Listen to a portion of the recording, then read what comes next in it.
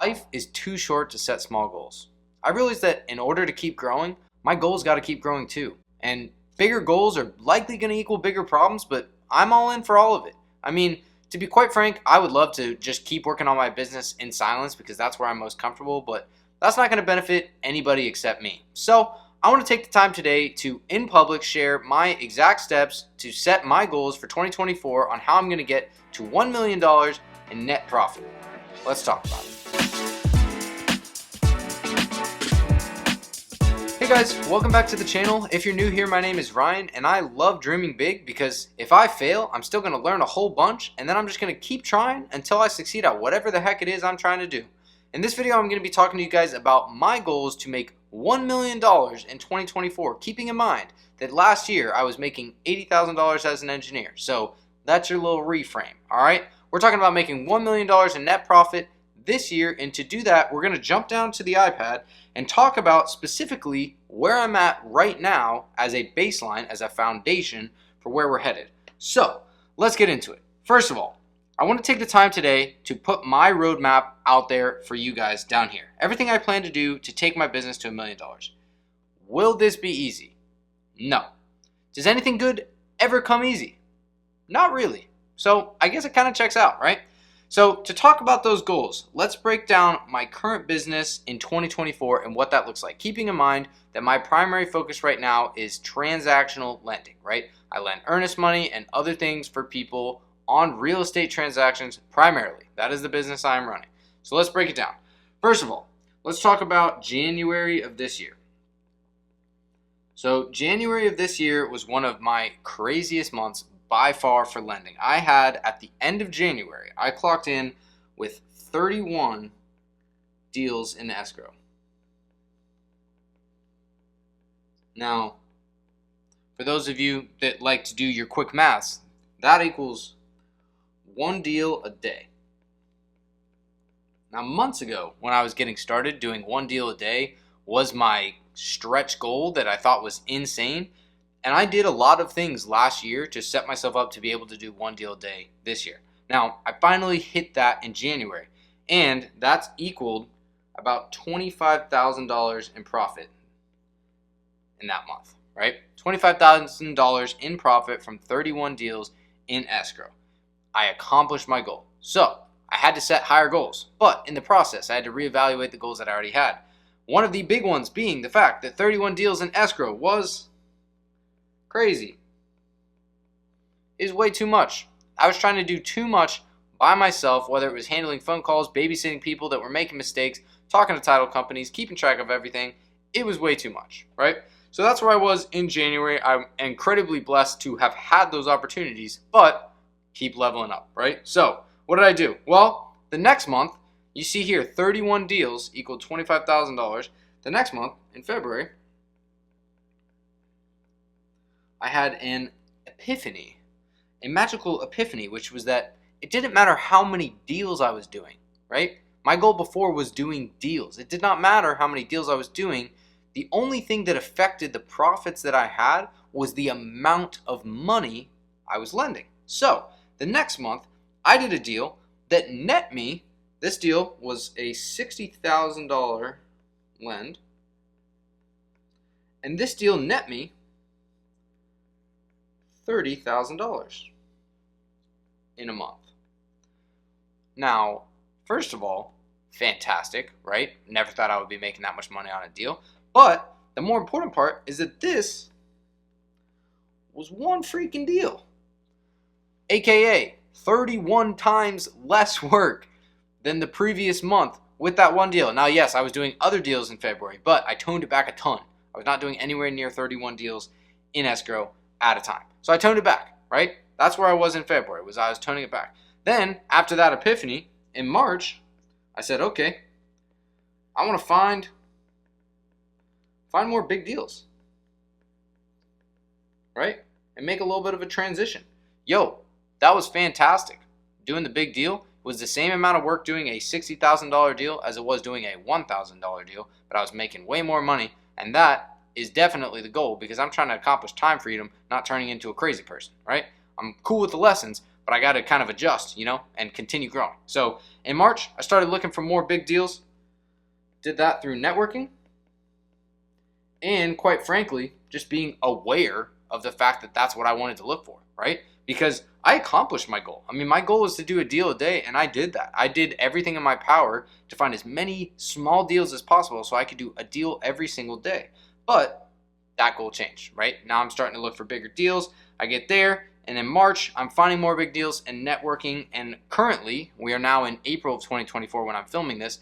My goals have gotten to the point where I am shooting for the stars with this $1 million in net profit.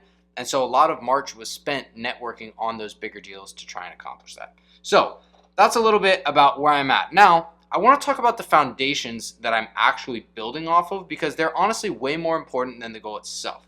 So here's the plan that I've been following for a while now, right? This is the structure behind my plan. The first one, number one, is find an activity I enjoy. Now, I've talked some about this in the past. It's not the only thing that matters, but finding what you enjoy is going to make it a lot more bearable to continue working. And if you're enjoying what you do, then you don't say that you're working 14-hour days. You're just doing it. You're just doing the thing, right? You're not even keeping track necessarily. So step one for me is finding an activity I enjoy. Step two,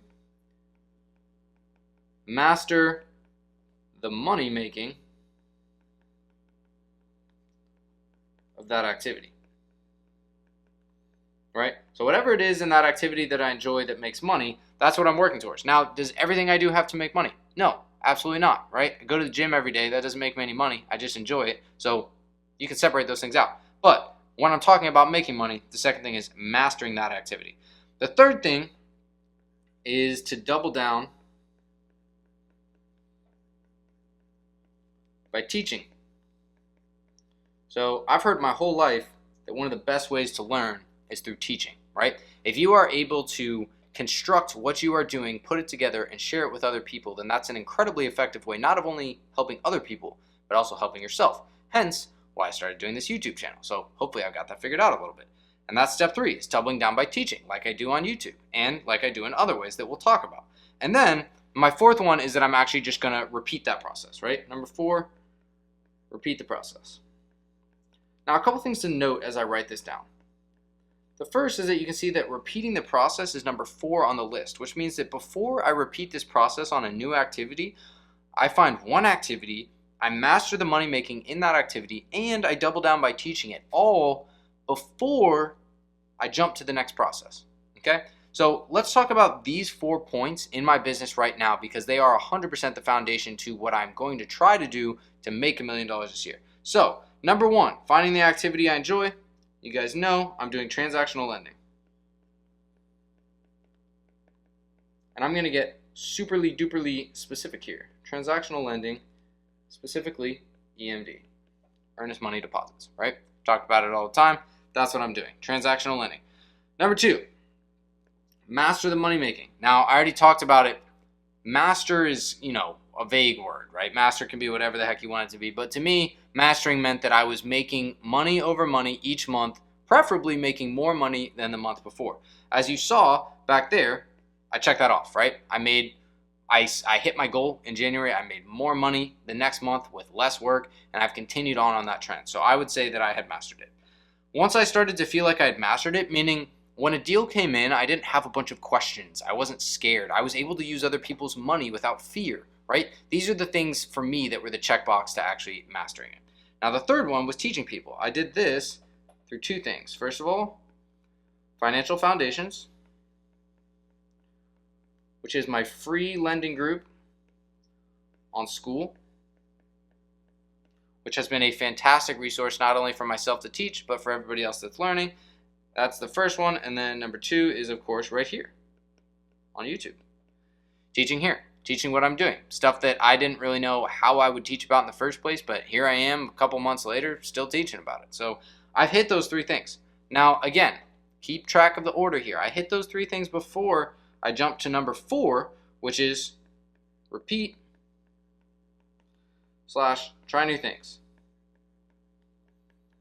And the caveat that I'll add to that is that I want those things to be related, because I'm trying to compound on what I'm already doing. I'm not trying to completely start a new thing. So I've heard of a lot of different types of lending while I've been working on this stuff, but I have not tried any of them. Why? Because in order to be able to do these things well, I needed to focus. And little news flash for you guys. You might need to do the same thing, right? Focus is something that people lack all the time. The only reason I knew to do it is because I had a bunch of voices talking around me saying, you need to focus, you need to focus, you need to focus. So I did. So I ignored all the other different types of lending. I didn't fully ignore them, but I didn't dig into them. Like, I didn't know how they worked. I knew that they were beneficial, but I also knew that what I was doing was working. And I was not going to stop doing what I was doing that was working to go try another thing just because I think it might work better. Sound familiar? There's a lot of people I know that stop doing what's working because they see a shiny object and think that that thing is going to work better than whatever the heck it is that they're already doing. Double down on what you're doing if it's working, and if it's not, you can stay consistent in that thing because it might just take time, right? You have to be able to balance the evaluation of, is this thing working and am I just being lazy, right? So when I get to repeating the process, now we get to talk about all of the things that I have been hearing about that I had not yet tried. So that's what I want to break down for you guys for how I'm going to be trying to make $1 million this year. The first one is called double closings. I'm going to talk more about those. They are fantastic. Favorite thing about them is quick money. They can be some rapid fire money on double closings, and that is awesome. The next one is larger EMD. I'm going to continue trying to scale EMD to whatever size EMD goes to, because like I said, if it's the same amount of work, why the heck would I not want it to be as large as possible? And you might say, well, what if you don't have the money? You can raise the money. Trust me, I'll talk about that in another video. But larger EMDs. The third one, this one is very interesting and something that I'm still very new to, and it's called liquidity events. So there are different types of loan products that might require you to have a certain amount of capital liquid to get the loan, right? They might say, for example, that you need 10% of whatever the loan is liquid, meaning that it's in cash in your bank account in order to do it. Now, these events kind of sounded like a unicorn to me when people were explaining them to me, but they've started to pop up as I began networking more and more with lenders. And what I found is that if you can get a lot of cash, right, liquid, for these liquidity events, people are potentially willing to pay you a lot of money to help them out in getting loans. So, color me intrigued. That's another one on here. And the fourth one that I'm very new to is online education. Do I know exactly what this looks like? No, I do not. But I do know that I have a lot to teach, and I've also found that although YouTube is great, free resources are great, sometimes paid resources are what people need to actually put some skin in the game and feel like they are working towards something. So am I going to be starting my own coaching program? No, I'm not doing one-on-one coaching or anything like that. But I am probably going to start selling stuff that can help people get to where I am, or at least bring them alongside with me. So it's on the docket, right? That's all I'm saying. So these are options that I'm considering for the repetition, right? The repetition of what I was doing before. And the big part about this is that you can see they're all related to my lending, right? Whether I'm teaching about lending or doing different types of lending, it's all going to interweave with the stuff that I've already done.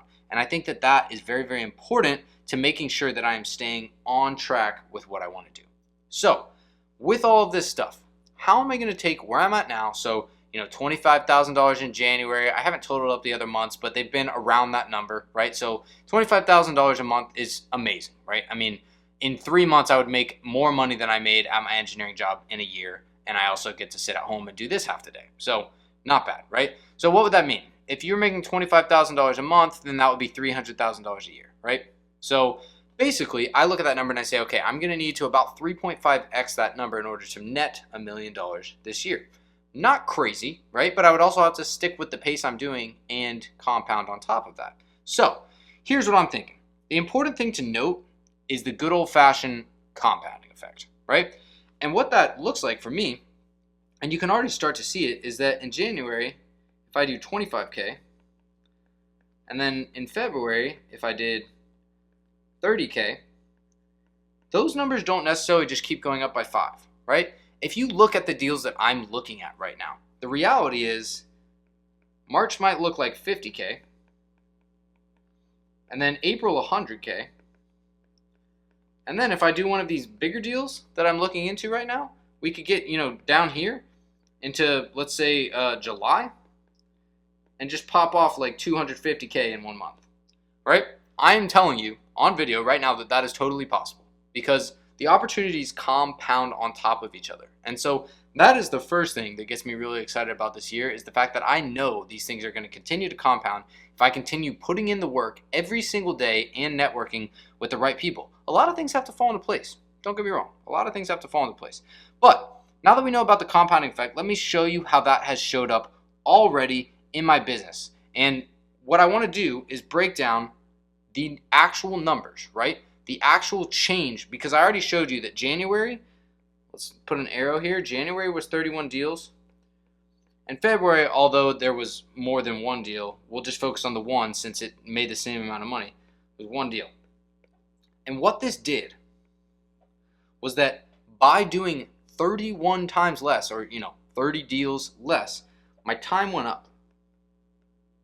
Because I wasn't spending time on all of that stuff, right? My time went up, or really actually the way that I'll write this for it to make more sense was that the amount of time needed went down.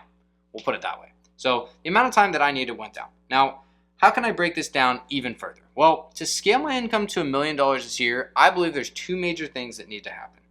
Number one, I need to increase my money in all the ways we've just talked about.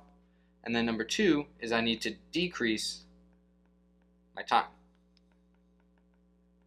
So we've talked about all of the ways that I can increase my money, whether it's bigger deals, different types of deals, doing more deals, although I'd rather not do more deals like I said, but whatever I need to do to increase my money, that's step one. Now, to do more of increasing my money, the other lever here is that I need to decrease my time. So what are the things right now that are time sucks in my business? Because if I don't identify those things, then I'm not going to be able to decrease them because I'm not actually keeping track, right? And whatever is measured is going to be the thing that you're going to be able to actually track and correct and to make improvements on over time. So here are the four things that suck my time right now. We'll call this section Time Sucks. Take that however you want it. So, number one, questions. That is not a cue. Questions. So, questions take up a bunch of my time. Why? Well, it's my fault because I am not clear enough, right? So what questions look like is people asking me things like, what's your return? Is this a deal? Anything like that. Any questions that involve me having to get on the phone, sending back and forth an email. Remember, with one person, it's fine. With 31 people, plus all the more people that want to do deals, it's not, okay? So questions are a major time suck. What's your return? Is this a deal? Ask me all those questions. What I'm going to do to decrease that, be more clear, right? I take 100% responsibility for the fact that questions suck up my time, because if I was more clear with my expectations and the directions that I'm giving, I would not have to answer so many questions. So I'm going to work on being more clear in my directions. I'm going to work on being more clear in my videos, on my website, all of these things so that people do not feel like they have to come to me to ask the same questions over and on. Because honestly, it is the same question over and over, right? The second thing is analyzing deals. So there's a lot of things that I do right now when I get sent a deal. Most of it is automated through button leads, but what's not is me actually making a decision for myself on whether or not I want to land on the deal. So this is things like reading contracts,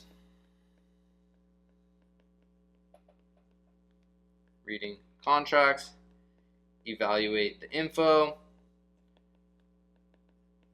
and I'll also add evaluate the person. These are all things that I do, especially on larger deals, to make sure that it's a deal that I want to be doing. It doesn't even have to be whether it's safe or not. I can make the determination if I want to do a deal or not. It's my money, it's my business. So analyzing those deals takes time. How can I eliminate this? Well, anytime that I spend the time to read through an entire contract, send messages, ask questions, stop whatever it is I'm doing to analyze a deal, that is a time suck. It's okay if I end up doing the deal.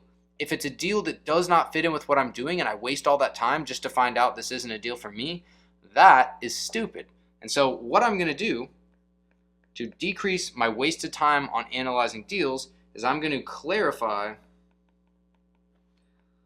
my lending box. Lending box is my funny, fancy term for my lending criteria, right? So if I was to tell you that I only lend on deals that are exactly $5,000 of earnest money, that only close on Mondays with people named Ryan, then that is the most clear lending box in the world. And that means that probably no deal's ever going to fit into that box. But if they do, then I'm going to be darn well sure it's the exact deal that I want to do. That's how clear you can make your lending box, right? Whatever it is, the clearer I can make mine, the less chance there is that I'm going to waste time analyzing a deal that's not for me. So I need to clear that up, and I'm going to work on it. The third one is communication.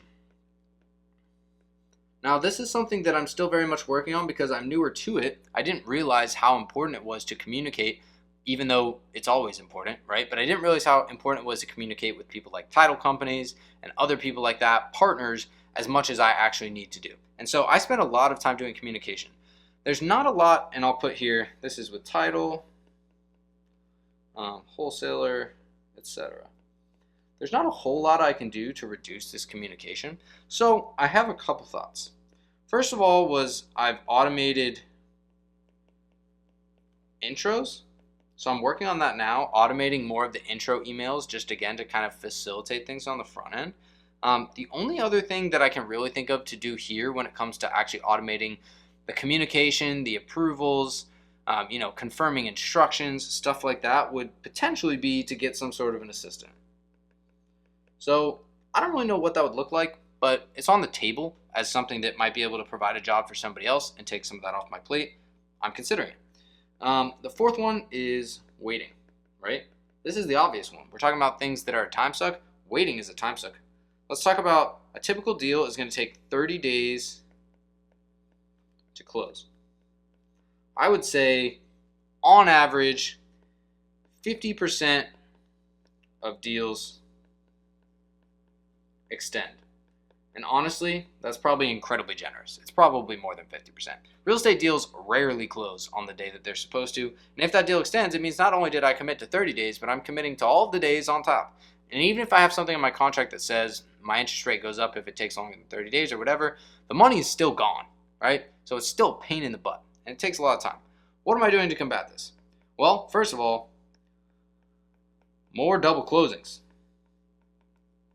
We just closed on a double closing the other day. The money was sent and came back within 2 hours. Talk about immediate gratification. Immediate gratification is not always good, but it sure is nice occasionally, right?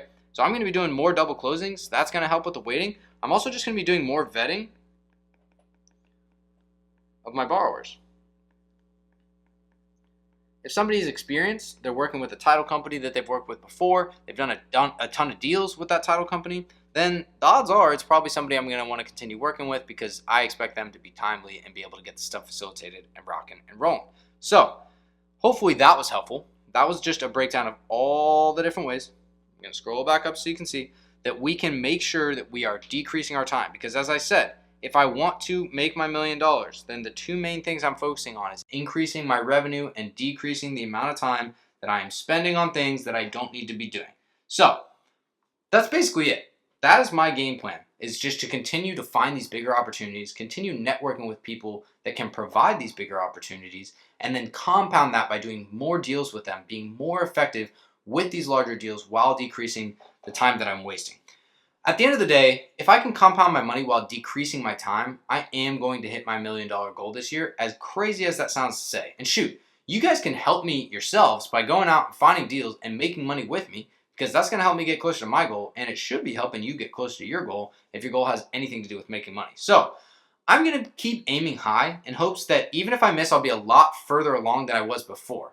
And as long as that's true, I'll be fine. But if you want to follow along for the journey, stick around. I'm going to be talking about it on my YouTube channel and other places like Financial Foundations. If you guys haven't already joined Financial Foundations, it's totally free. Link right down in the description. Jump in there and comment what you guys are working on right now to either get your business started or continue to scale your business, because if there's anything I can do to be helpful, that's what I'm here for. I'd love to do it. Otherwise, I'll see you guys in the next video. Let's crush it in 2024. Keep it rocking. Peace.